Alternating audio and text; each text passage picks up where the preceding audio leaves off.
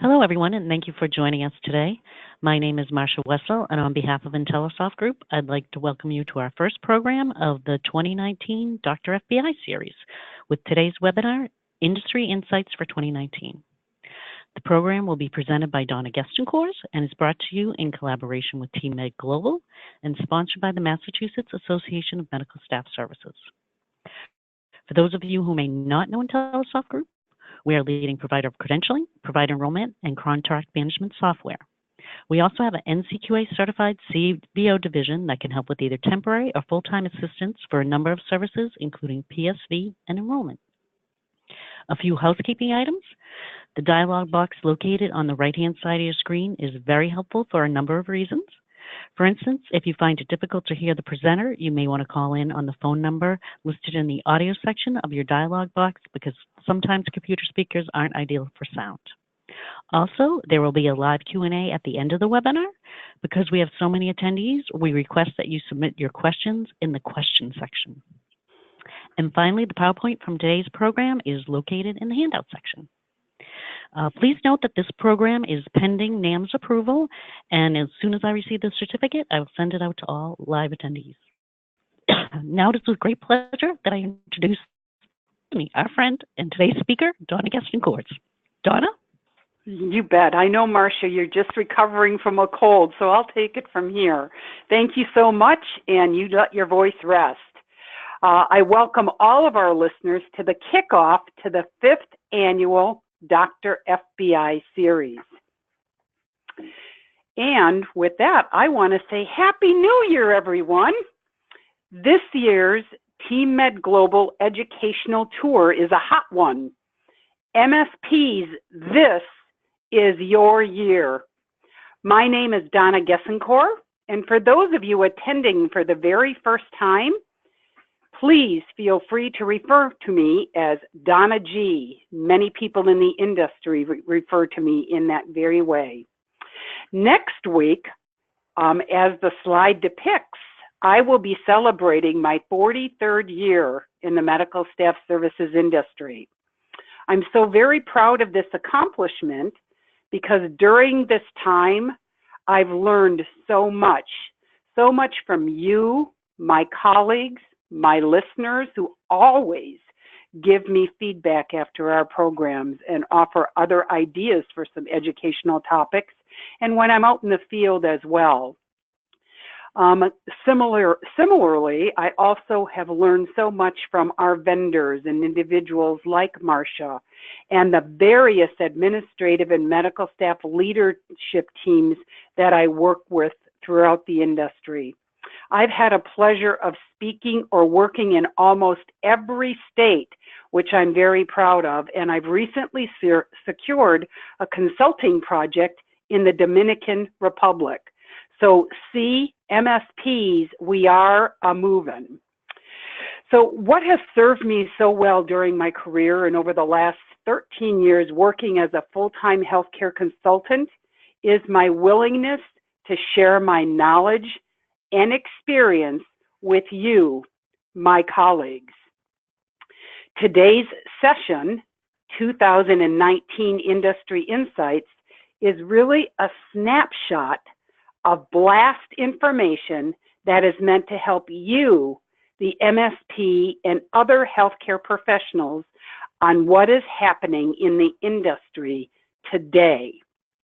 Oftentimes in our daily work, our focus is on our project work, and that makes it more difficult for us to see things as globally and as objectively as we need to really understand what's happening out there in the industry.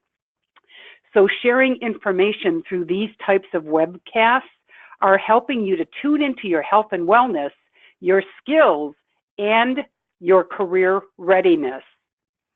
I have now been collaborating with the IntelliSoft Group and working directly with Marcia for the past 10 years, and 5 of them, the last 5 years, is through the Dr. FBI series, which has been so successful. It is through this generous sponsorship and the work of my education team that really makes these educational events possible and your participation so successful. So a big thank you to everyone involved. Now, during this hour, I will be sharing with you real life, meaning my real life work experiences that when I'm interacting with you, my colleagues, that are really going to impact your performance and provide you with insider information to help you get prepared for change, because it's here. And we want to be really on the inside of that information change. Really, my goal is to help make you the experts in your organizations and for you to be leading the charge of change. So let's go ahead and prepare ourselves. It's so very important to love what we do. And I can honestly say that I love my job. I say that frequently in my posts and when I have conversations with administrator leaders as well as my colleagues. I absolutely love what I do. So if we can frame this program in a sense to recharge your desire and your motivation doing the work that you do every day, and really tune into why you too know that what you do matters, because it really does. So together, we're going to prove that this event can be a fun event of learning. But I'm also going to ask for your help. There's going to be 2 occasions throughout this program where I'm going to ask you, I'm going to pause for a moment after I share information, because what I'm sharing with you, as I said, is real life. I want this in a sense to be sort of a virtual conversation we're having. I'm going to be painting a picture of what I see happening in the field and in the industry, and I'd love for people to respond in the dialogue box. Yes, Donna, you're on target, or, oh, I've also been noticing this, because then we can all learn together through this virtual exchange of information, and then I can incorporate additional perspectives in future programs that we offer. So let's go ahead and begin. And I thought I would break this down into very simplistic categories, things that I encounter that I view as priorities, right? And the very first one is staffing. Because I work with so many administrative leaders, and I'm talking about healthcare leaders regardless of the environment, and because I care so much about the role of the MSP, I thought it was going to be really important to begin the really meat section of this PowerPoint and describe to you what I'm seeing. And the bottom line is that our industry has a shortage of experienced and competent MSPs. I know significantly that there's a shortage of manager and director level positions, because I frequently get contacted to fill those vacancies or to help fill those vacancies. And I have conversations, and I've shared this in previous webinars. I've had conversations with healthcare administrators who will say, okay, Donna, I can't find someone who necessarily has medical staff services experience or medical services experience. What would be another option for me? And of course, because of the loyalty that I have for this industry, I always encourage them to hire people with experience first. Sometimes it doesn't seem like maybe there's someone out there expressing an interest, but just continue to do, their mass marketing through the appropriate sites, state sites, NAM sites, etc. Many go to recruiters, and I totally get that.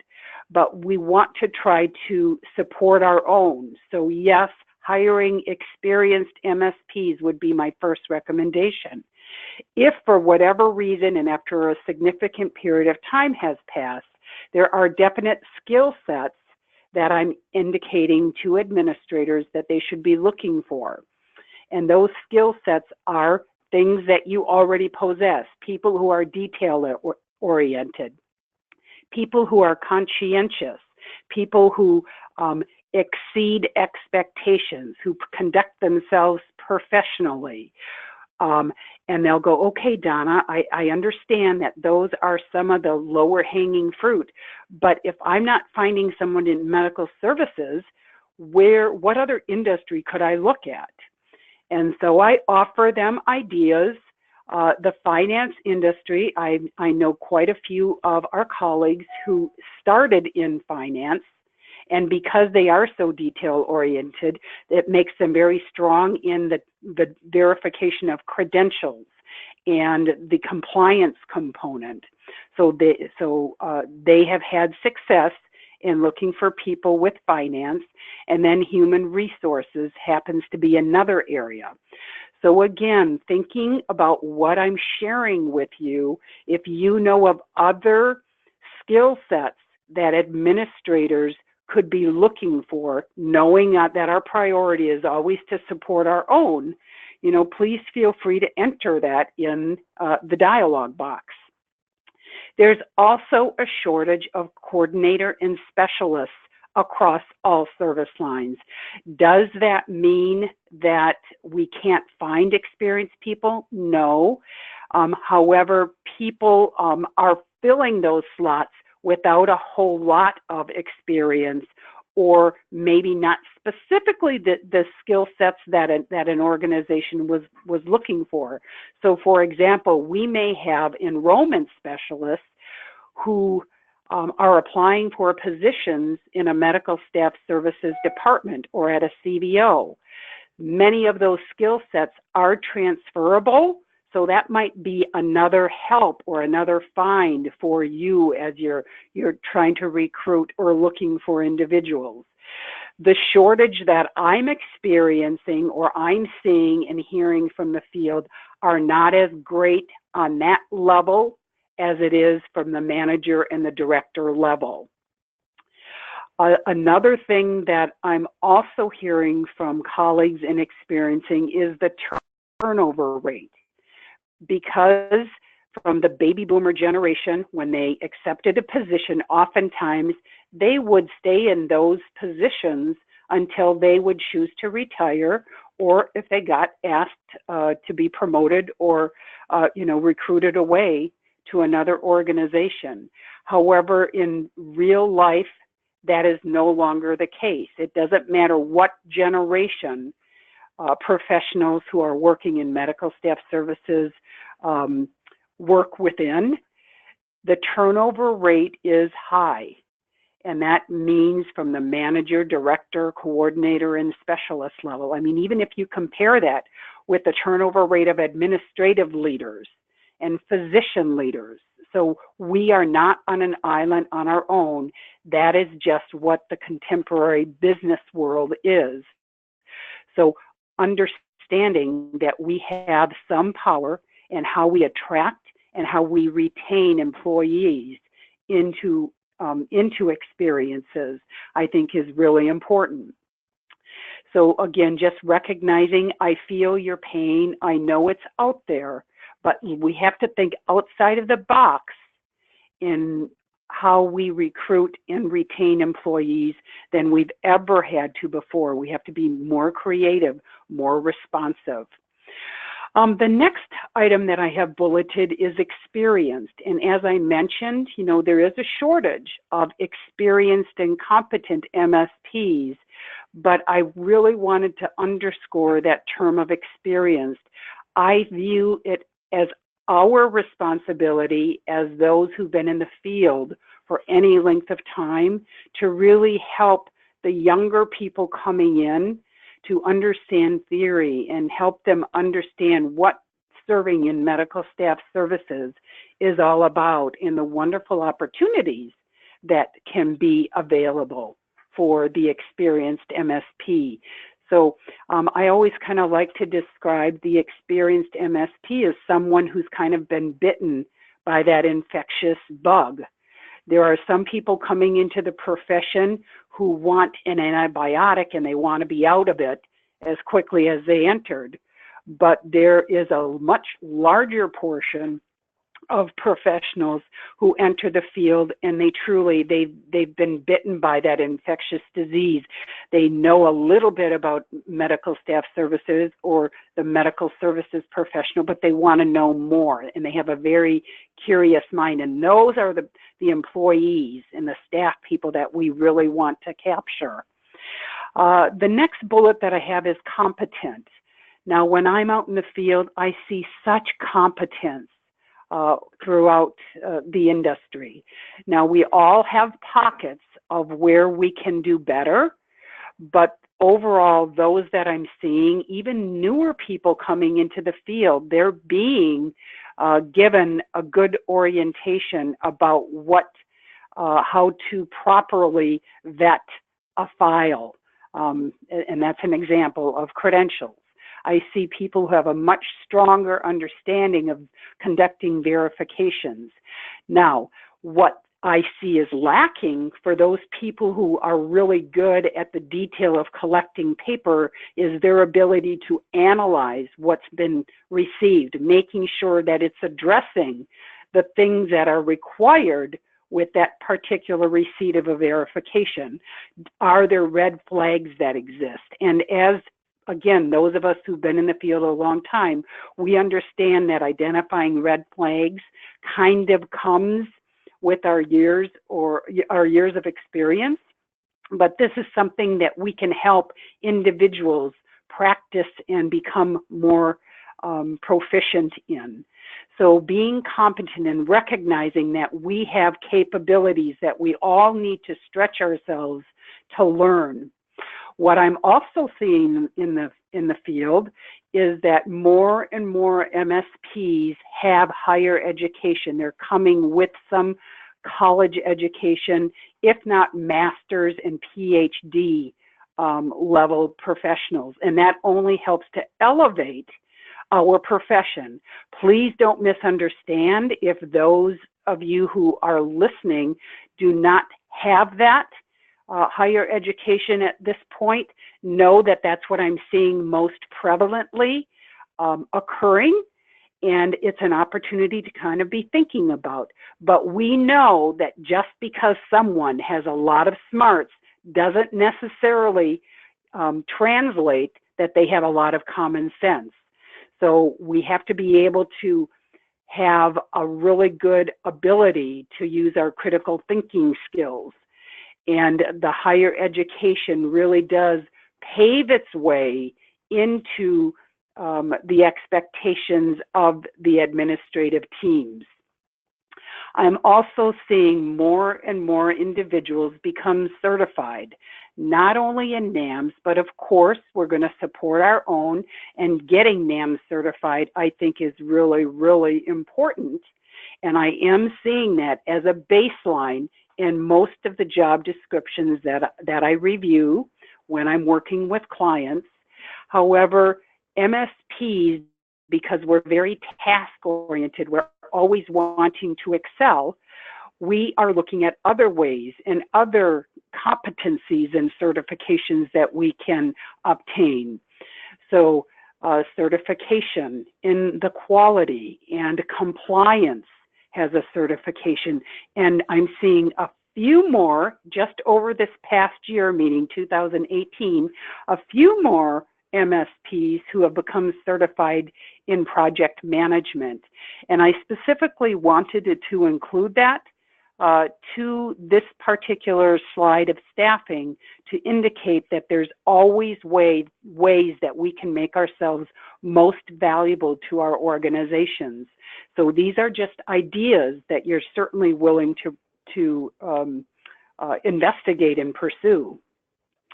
Now let's go to the next area of staffing, and that's working in a multi-generational workforce.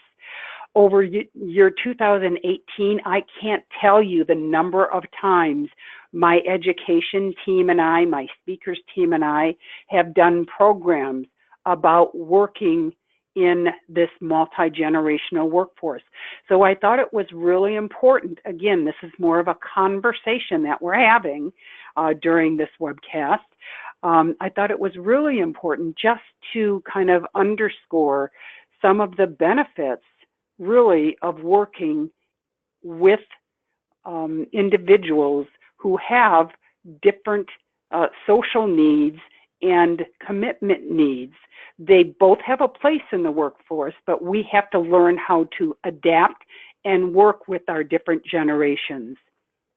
When we're talking about millennials or Generation Y, in studies that I've been reviewing over 2018, by year 2020, which is next year, over 50% of the workforce is going to be made up with millennials.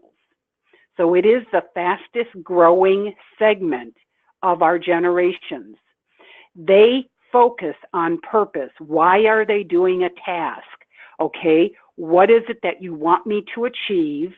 What is the greatest priority so I can focus my attention to that? And then what is it that you're expecting at the end of this project or at the end of this assignment? So if you could keep that in mind, and I'm saying, because I'm a baby boomer, I'm saying that when I communicate in very clear ways with millennials, this has had a successful outcome for me. So I'm offering that to you just as advice. Millennials also love opportunities to learn, and they would rather know that they're going to be growing within their work environment as opposed to not totally being satisfied with their job. So again, ongoing learning is really important for the millennials.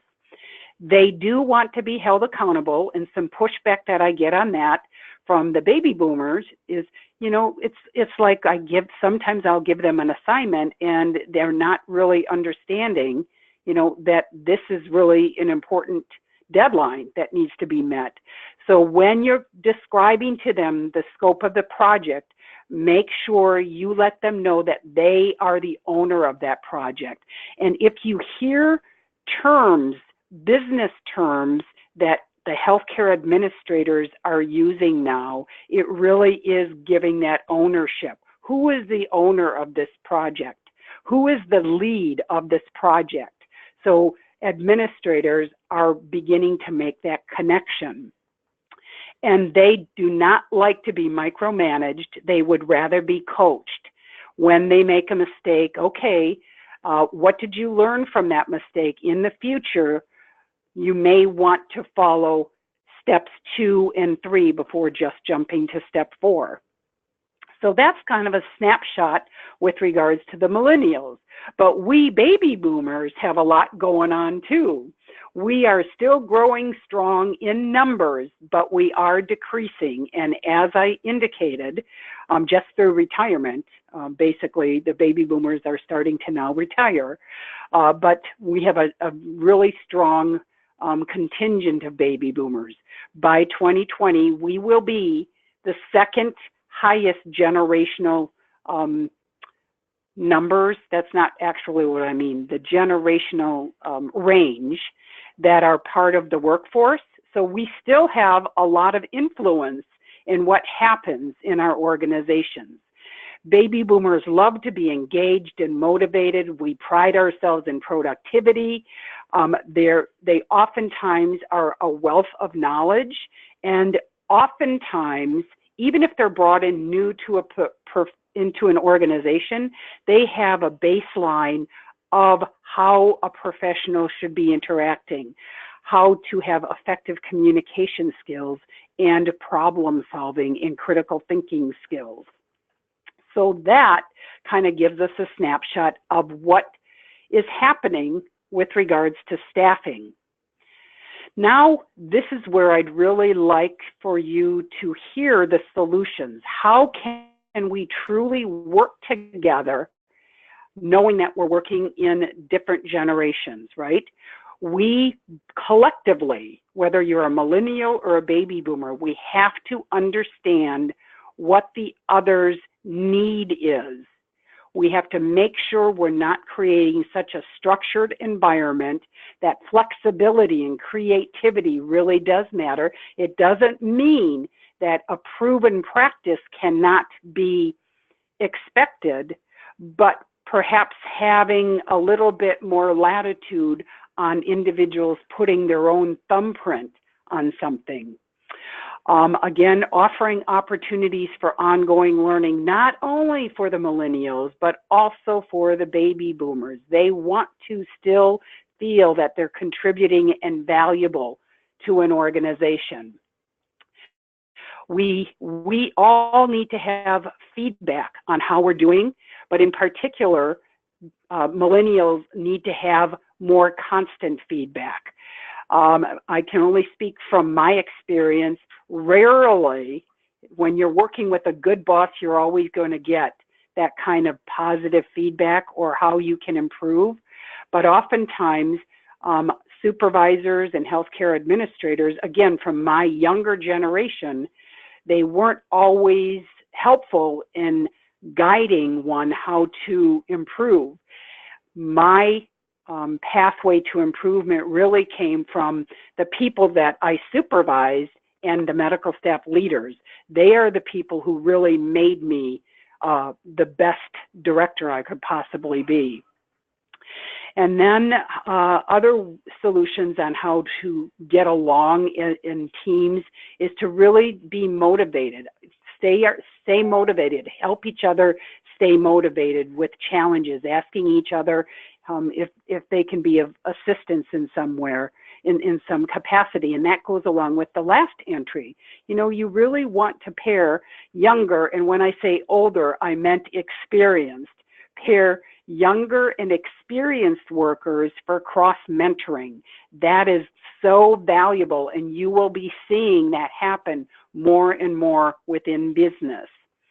So this is the first opportunity where I'm going to ask my listeners, and right now we have close to, I guess over just under 300 people participating in this call. So I'm going to ask those who have access to the dialog box, if you'd be so kind to enter other staffing challenges that you have experienced or you hear colleagues express, other staffing challenges or experiences that you can share. And as time permits, we're going to share those in the Q&A portion of our program.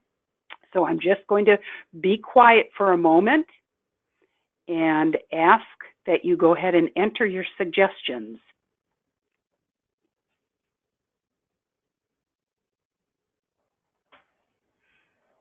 I really appreciate that feedback. Wonderful. All right. So as you continue or conclude entering your ideas, don't let my continuing forward the program prevent you from expressing your perspective.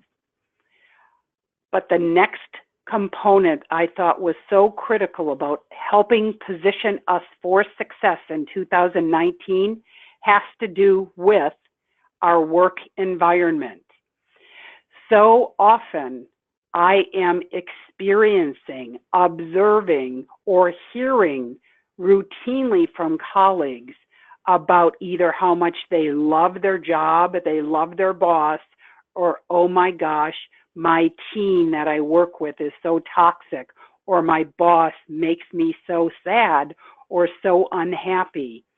And because I hear it so much, I thought it warranted a position within this PowerPoint, because this is where we, especially those who have responsibility of managing people, this is where we can truly make a difference in someone's life. Yes, we all get frustrated for sure. There may be things that aren't completed exactly as you had asked or as you would like, but individuals deserve to be properly trained and oriented and then being held to an expectation. Now, only you know the sequence of events that you have experienced with a boss or with an employee or a team member. So I'm not trying to dictate that you're doing it wrong. What I'm trying to do again is say, I hear this so much in the field that I want to help everybody, whether you're a supervisor or whether you're a frontline staff. We have to help each other perform in a way that we're getting the job done and yet still treating people with kindness. So this is why I indicated work environment toxic versus satisfied. Now, from a Forbes survey that was conducted, there were just over 1,700 respondents.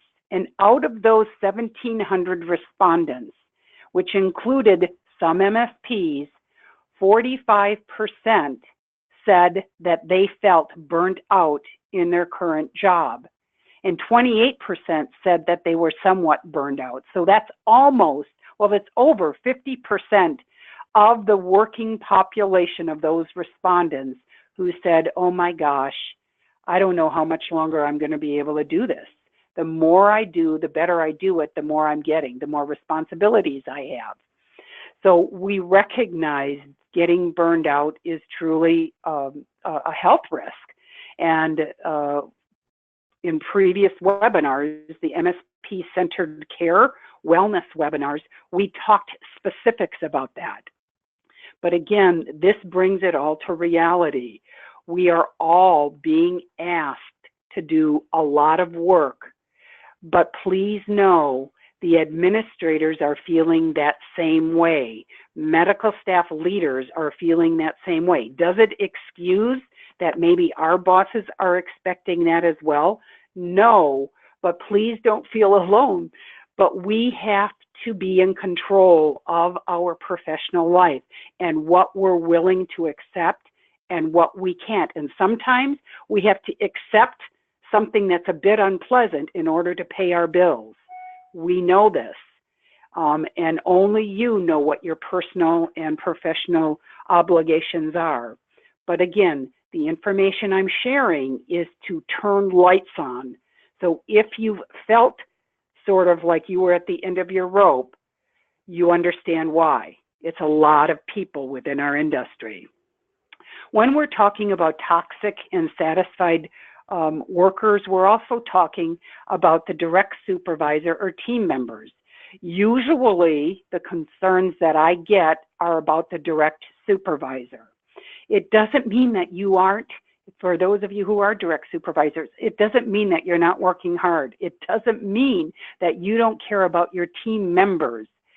But these are things that frontline staff had told me that this is where this kind of divide comes into play. They feel that they're being judged and that their boss or other team members are unkind when they're being given an assignment. They feel like their workload is sometimes, most times, unmanageable, that they don't get the proper support, and I hear this a lot from supervisors who have concerns about their administrative team, that they're being expected to do more and more with less resources, and they, quote, don't get it. So I either have to continue to work without getting compensated, or I have to work all these hours of overtime. So we really are, as MSPs, we are people pleasers just as a natural indication of our profession. But again, what I always try to do is provide problems, but also provide solutions. So these are just tips that are helping us understand how perhaps we are coming across unintentionally to our team of workers. The infrastructure, and I have to say, even for me, TeamMed Global, I've been in business, right, for 13 years, but my infrastructure has gone from paper to digital, but the policies that guide my practices are very minimal. So one of the goals that I had to set for myself this year, along with my administrative team people, is okay, we know all of the moving parts now of Team Med Global, but now we have to put more structure so we really have a systemized process and how we're going to manage an issue. So I am tattling on myself because we're not alone, right? I go out into the field and I see these things. So we have to be willing to acknowledge when there's a weakness and then move forward and correct it. But having weak infrastructure can create frustrations among all the workers because there's just not clarity in the roles. When we're talking about the workload and burnout, work-life balance always is part of our discussion. Whenever I do wellness programs and when I do MSP retreats, there's always going to be a component in there about how we truly can be more in control of our schedules and our life. It requires some modifications, but again, if you feel that you're constantly kind of a ping pong ball, that would be an area that perhaps you need to explore a little bit more. Now, this next bullet point I thought was really interesting because I have been hearing this, I want to say, over the last maybe 7 months. Over the last 7 months, healthcare administrators, medical staff leaders, as well as MSPs, we always know that there's politics within an organization, but it's almost like it's amped up. And I haven't been able to put my finger necessarily on why things seem to be super sensitive with regards to office politics right now, but I know it exists. I was just talking to someone last week, actually a potential client last week, and the politics that they have to experience in order to move a project forward, all of the stakeholders that are involved in it, it really becomes a navigation and a dance. So having excellent communication skills certainly helps alleviate some of that pressure, but no, oftentimes it's not you, it's things happening at a much higher level that just sort of dribbles down to us. Mergers and acquisitions, I've spoken about that previously in programs I did last year, but the push is still going to be for organizations to purchase other organizations and merge businesses. And I've said this again, not only in classroom programs, but also when I've done webinars. And it is a little frightening when I repeat this, but I have to tell the truth. Based upon research that I have done in year 2030, so that's 11 years, is that 11 years? 11 years away, there is going to be a projected 30% decrease in hospitals existing. So those of you who are working in a hospital environment, no, we don't want you to jump ship. Those hospitals, especially now, and those medical staffs need people with your vast experience and your qualifications. What this program is attempting to do is give you that reality check, but also say we have to be preparing for what the future may hold. So moving forward into our program, I will turn on some lights for you about where I see the industry shifts kind of going towards. And then the last thing, again, for me, this is sort of like my soapbox issue. When I'm out in the field or when I'm getting calls from people, I will listen to anyone, whether it's a hospital president, a physician leader, someone in any of the environments, or an MSP. My takeaway in all of these conversations, and I get it because MSPs don't have as much authority as some of these other bodies do, but presenting yourself as a victim in all circumstances does not do well on your behalf. It's a turnoff for administrators and medical staff leaders, because from their perspective, they're working just as hard as you as an MSP is working. And if you could just reframe how you approach them with a problem and a suggested solution, not that you are the victim, but that because of the extra hours that you're working, there is a compromise in the integrity of. And that's just an idea. What we don't want to do is go to our bosses and say, I'm always being expected to work overtime and I'm not getting paid for this. It's sort of like white noise when we're talking to them. So please reframe your comments from a position of empowerment, a solution to a problem. When we continue on and look at solutions on how we can convert from a toxic to a healthy work environment, it's really about demonstrating respect toward one another. We're not all going to agree, especially, I mean, as human beings, we're not all going to agree, but especially when we're working with other generations, their approach is going to be different, but it doesn't necessarily make it wrong. We just have to be flexible in our thinking that let's give it a try and see. So it's about mutual respect, giving people the flexibility of offering ideas. And that takes us into being able to practice our active listening skills, into promoting wellness, having a supportive workplace. And I say this true from firsthand experience as this whole program has been built upon.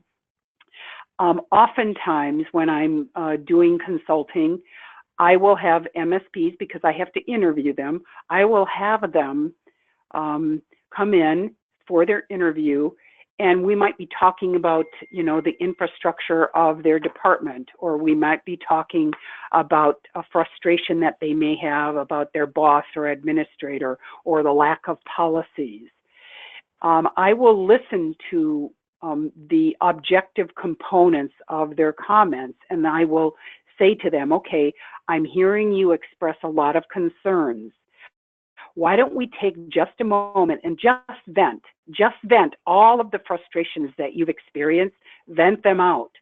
Once they do that, the MSP can then, it's almost like a weight's been lifted off their shoulder, and then they can be even more articulate about where improvements can be maximized. So I just offer that, offering that as an idea as how we can demonstrate support in the workplace. And I know this sounds like a slam dunk, but eating healthy, trying to get sleep, enough sleep. I mean, with all of our personal commitments, it can become challenging, but truly, when we take care of ourselves, our mental acuity and our healthy thoughts just sort of follow. So I just want to offer that. Integrating team building activities. This is going to be a really hot button. If you're not already doing that in 2019, you really want to build a solid team. And by doing that, you have to have team building exercises. Google it. A lot of suggestions will come out of that. Ask other individuals, other team members, if they by chance have some exercises that you all can try. It really does help empower with fresh ideas. Take breaks, and that's one thing, again, I'm tattling on myself. I don't do that well. When I have projects at hand, I just keep staying in my office and working. And then finally, it's usually about 3 o'clock in the afternoon, I go, oh my gosh, I think I'm kind of hungry. But that's not a way truly that promotes wellness for ourselves. So if you have scheduled breaks, even if it's 5 minutes and you just want to take a break and talk to another colleague, I really encourage you to do it. Don't do as I do. Do as I'm really suggesting. And I promise that's one of my personal goals for 2019 is to be kinder to myself in that regard. Manage issues quickly. This is another area where staff people say they've gone to their boss numerous times about the same problem and nothing ever changes. So I'm encouraging healthcare administrators, medical staff leaders, and people who have positions of authority to please, if staff people come to you about a problem, address it, acknowledge, ask for their ideas on how it can be solved, and then take some action. Even if you can't take it right at that point, acknowledge that you will circle back around to them. Ask for feedback for improvements and emotional intelligence skills. 2018, I rolled that out with my colleagues, and I can't tell you how successful those programs have been received. And it truly is the soft skills that elevate us from an effective communicator, an effective leader, to really that executive level professional. Google it, and you can get the details of what emotional intelligence means. Okay, this is my second and last opportunity where I'm asking you all for feedback. I gave you examples about toxicity in the workplace and then some solutions. Could you please take just a couple of moments in your dialogue box, enter your experiences or those of your colleagues on what is so frustrating for you in your workplace, and then what some of those solutions may be. Or maybe you're asking for, hey, some solutions, and at the end of this program, we may be able to offer some. Okay, I'm just going to be quiet for a moment.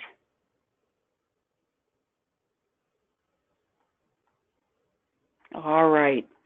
You continue to enter your information in the dialog box, and I'm going to move on to item number 3.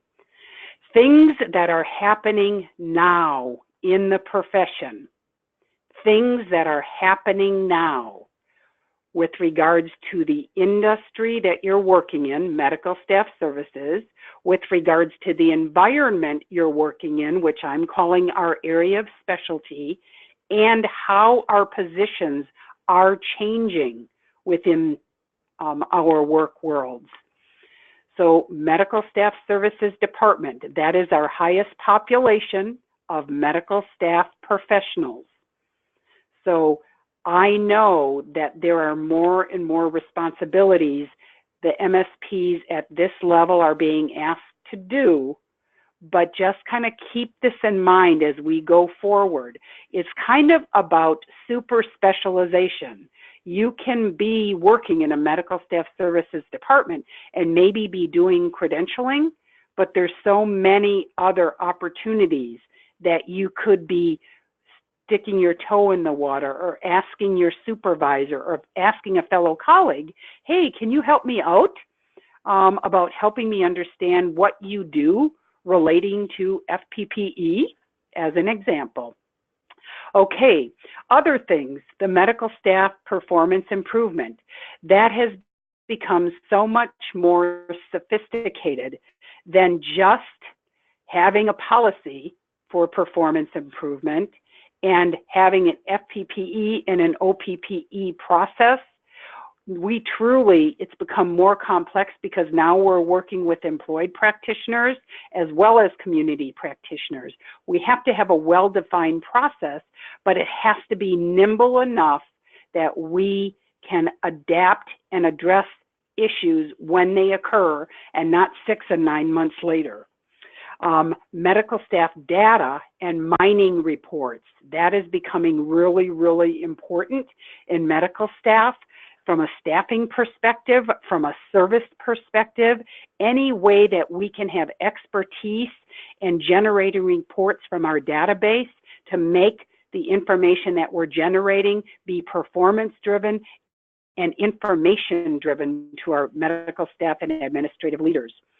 Onboarding and offboarding projects, that not only affects the medical staff services department, but it affects CVOs and payer enrollment and recruitment and practice management and group management, group health plan, not group health plans, group practices. That's what I was trying to come up with. System group practices in your organization. So it has become much more sophisticated by the number of stakeholders that have to be involved in that. But I'm going to on your own, I'm asking you, when you get this PowerPoint, that's an area you want to asterisk. Onboarding and offboarding and being involved in that process and designing that process is going to really elevate the perception of competence that you have within your organization. Medical staff analytics, how we are really being able to interpret not only quality, but performance data. Moving on to governance. Specialization, I'm seeing spatterings of MSPs who are specializing in bylaws, rules and regs, and policies, and being the owner of that, not of the entire organizations, but of medical staff. Same holds true with compliance to the various accreditation bodies. I'm seeing MSPs kind of become more involved or being given more responsibilities in that regard. The development or the management of GME programs and CVOs being a part of payer enrollment, having the payer enrollment function fall within the CVOs, or the payer enrollment function within the finance area, or having payer enrollment become now the responsibility of the medical services department. So there's all kinds of opportunities here for the positions that are currently being held from a traditional and some, not quite so traditional. Moving on now to other positions, contract negotiations, more and more MSPs as part of the managed care, or the many contracts that are had with physician members or practitioners. They're actually being asked to be the manager of the expectations or the specs and the finance piece within those contracts. Having a better understanding from the human resource side of medical staff services. What are the regulations? Where is the crossover? What can you share between human resources and the medical services department? It's become very complex, so that would be another area that I would be asterisking. You'd want to go meet with your HR people so you have a better understanding about what their limitations are, so you can map it with what you know to be your medical staff limitations and kind of go from there. Practice management is another area. If I could just say, on the previous slide, I mentioned payer enrollment. That is the fastest growing, and it was in 2018 as well. 2019, I'm projecting that payer enrollment is going to still be the fastest growing arm of our industry, meaning more opportunities for MSPs, but also will be practice management, our third bullet on this particular slide. More and more MSPs are moving into a physician practice management area, managing the payer enrollment, sometimes the HR side and the credentialing side. Because there's going to be a shortage of physicians, I shouldn't say there's going to be, because there is a shortage of physicians, someone who has really experience and a proficiency in managing the advanced practice practitioners, you may want to asterisk that one as well. Their training and education programs are becoming more specific, more advanced, so we want to be really good experts at the verification sources and sites for these practitioners. And then how the hospitalist and intensivist programs are expanding within our organizations, hospital organizations, the use of telemedicine practitioners, not only from a payer side, but also from a hospital side and a locum tenens side. That's going to continue to expand. How we as MSPs can become more knowledgeable in helping solve existing problems with our locum tenens agencies and practitioners will be an area that we, again, can demonstrate our value for our organizations.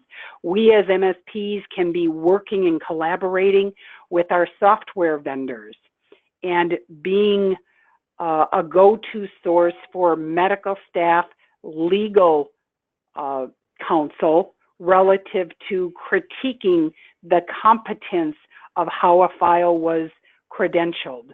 More MSPs are finding legal consultations to be part of their service line. Governing boards, more MSPs, more since 2017, more MSPs are now being hired to be the administrator overseeing governing board activities, because so much of what the governing board does relates to credentialing and quality. So lots of opportunities that I'm presenting to you here.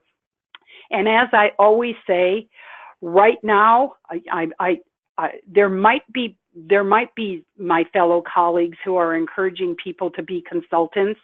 I've not seen it in any of their materials, but hey, why not? I have always been a proponent of having people pursue consultancy as a career path for themselves.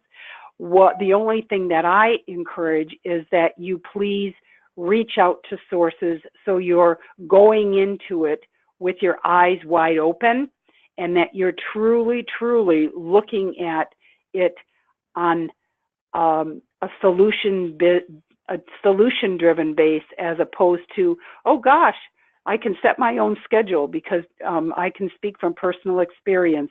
I work more hours now than I did when I was a region director for a large health system. Remember, I love what I do, so that doesn't matter. But we want to make sure you go into it with your eyes open.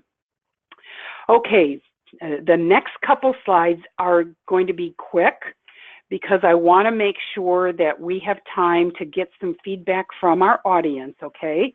But really and truly, when you get this PowerPoint, there's a lot, as you know, every time I do a presentation, there's a lot of content, always deep, rich in content, so you can review these, and if anyone has questions, you can always ask me. But with regards to the impact all of these changes are having on our industry, there is MSP shortages, physician shortages, burnouts for both of those areas. There's going to be an increase in non-physician practitioners, in a turnover with administration and director level people. And I'm not only talking about medical services, I'm talking about in your healthcare organization, there's going to be a greater turnover of these practitioners and administrators. You notice I have automation and technology asterisk. That's because it's a critical component of what we do. Everything is being driven by automation. Healthcare finance. I wish I could talk more about healthcare finance. That'll be on another program. Performance metrics. Employed versus the community. These are all things, all areas we as MSPs need to become more knowledgeable about. Mergers and acquisitions, onboarding, offboarding, project management, departments to service lines, data exchange for us to be the source of authority. Also talking about projects that I've specifically been responsible for over this last 2018. Hired to do medical staff services redesign project, practice management redesign project, CBO systemizations, department standardizations, credentialing committees redesigns, MEC redesigns, zero activity practitioner staff status, meaning why are we keeping practitioners on the staff if they're providing no activity, no value to an organization, and helping medical staff leaders understand that. With the bottom line, automating to make our processes less dependent on paper.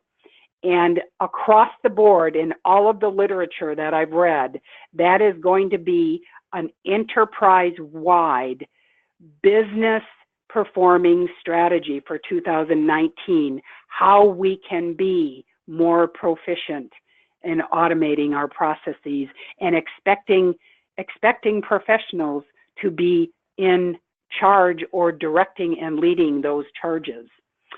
So, Marcia, I think we're close to the 1 o'clock time.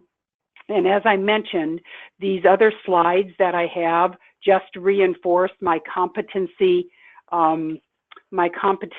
skills. All of the skills mentioned here are part of what I'm seeing in the industry, so there was really no changes to that. So I'm going to ask you, Marcia, to kind of collect some of the thoughts that perhaps have been entered while I finish my last 2 slides, okay?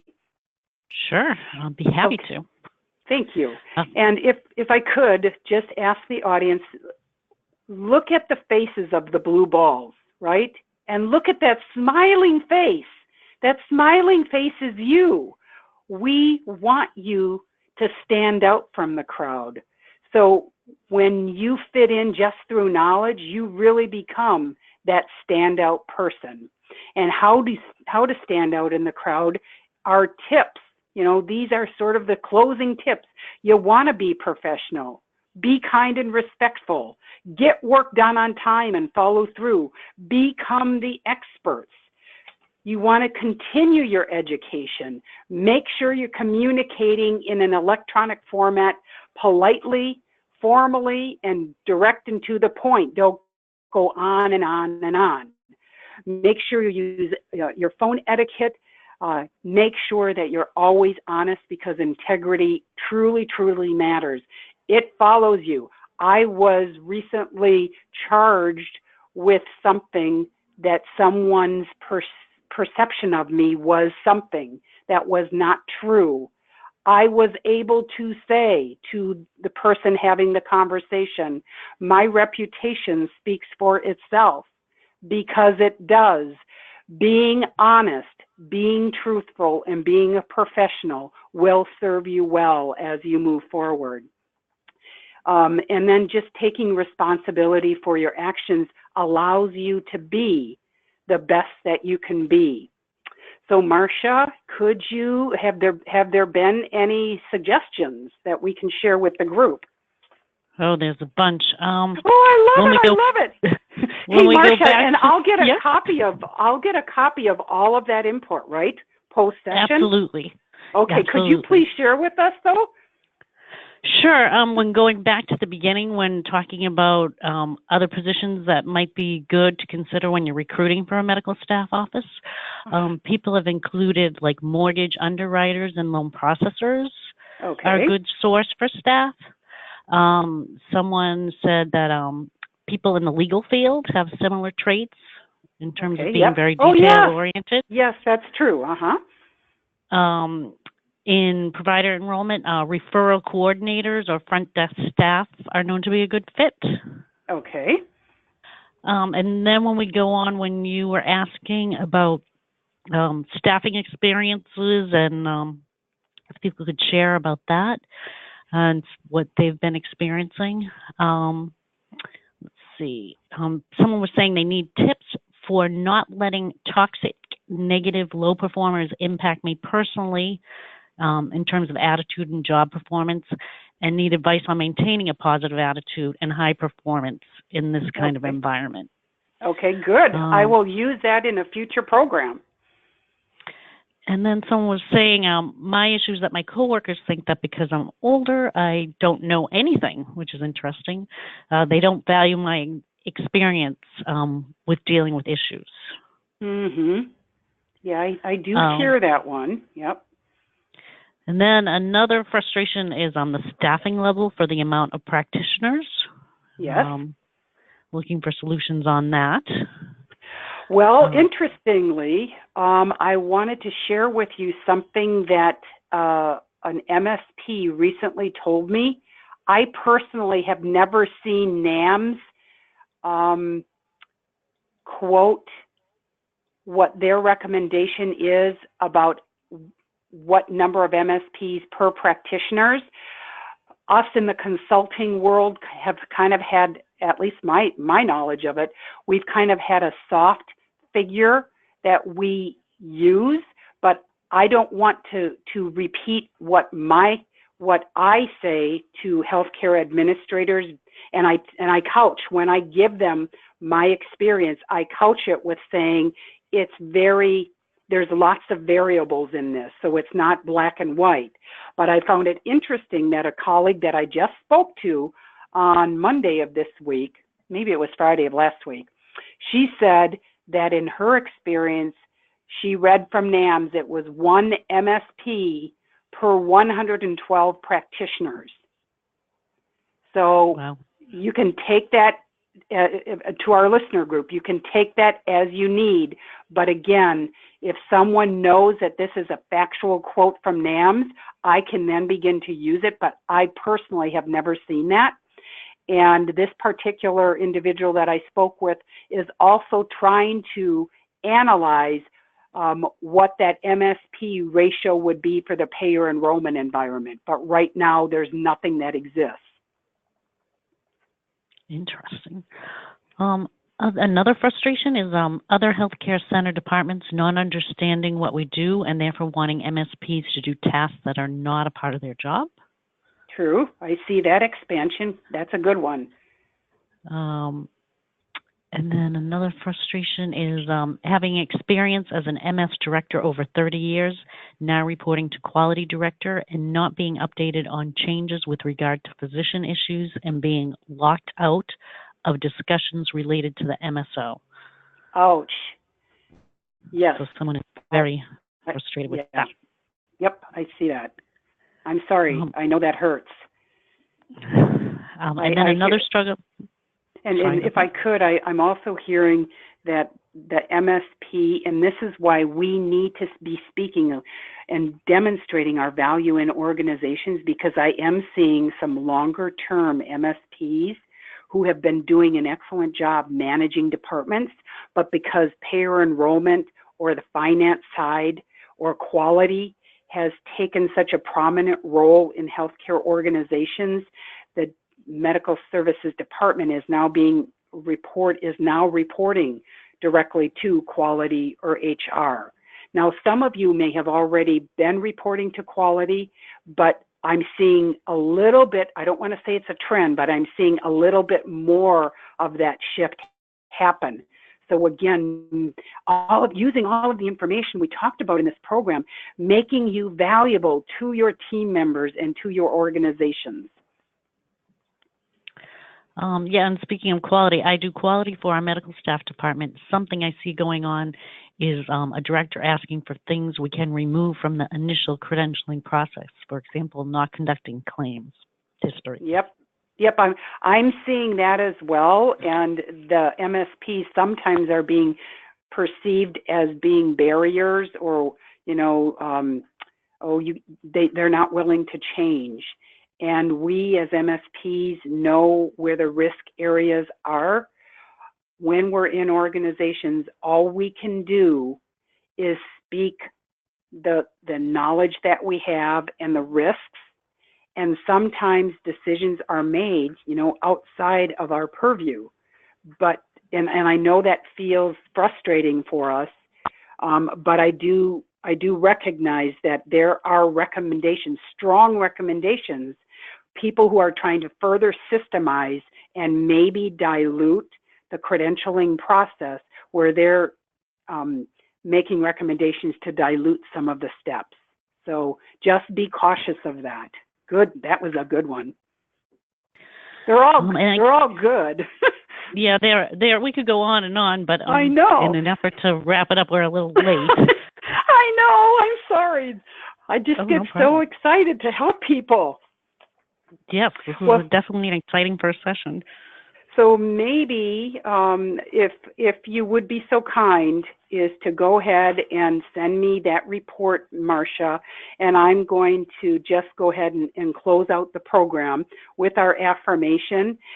Please know, everybody who has submitted some kind of perspective, I will incorporate in future programs as we build them in 2019. Okay, so don't feel like your voice is going on deaf ears. You know me, I'm always willing to take and convert your ideas into something that's going to be helpful. So I'd like to leave our closing thought with something Johnny Carson said. Never continue in a job you don't enjoy. If you're happy in what you're doing, you'll like yourself, you'll have inner peace, and you'll have that along with physical health. You will have had more success than you could have possibly imagined. And that's the whole purpose of this program, is trying to identify the big picture of where our industry is going, how you can use this insider information to become more proficient and to be prepared for changes that are truly coming around the corner for all of us. So with that, I'm going to close out. Be on the lookout for our next program coming on February 19th. And be looking for the flyers. And with that, Marcia, thank you all for your attention. I know we ran late, but this was really a good program. With your help, we were able to add some additional depth to it. See you next time. Yes, and I just wanted to remind everyone that the program is pending NAM's approval. As soon as we receive the certificate, it will be sent out to all live attendees. And thank you very much, Donna, for the informative presentation as always. And Happy New Year, everyone, and have a great day. Bye. Bye, everyone.